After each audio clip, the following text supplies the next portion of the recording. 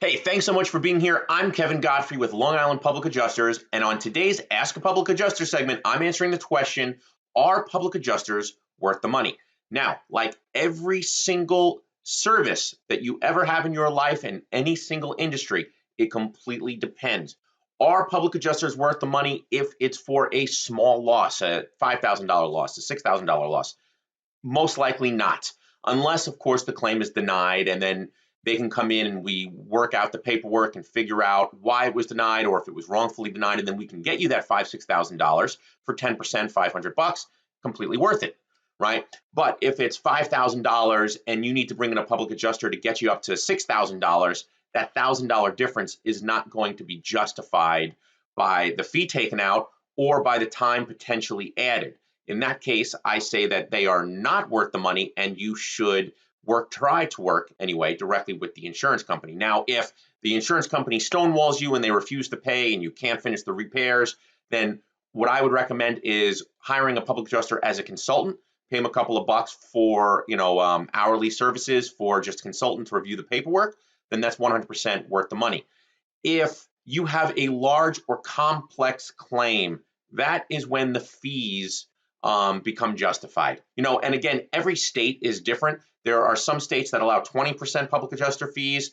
In New York, for example, the max is 12.5%, but every claim is around 8 to 10%, or it should be. So even if you are in a state with 20%, I personally, as a public adjuster, don't know how I would justify taking 20% of a settlement. So that is something for you to negotiate down. And at 20%, 17%, 16%, I personally don't know if it would be worth it. But the 8 to 10% range is the national standard, and that's worth it because that falls within the zone of settlement that we are able to increase the settlement, justify our fee, make sure it's worth it to us and to, of course, you, the homeowner.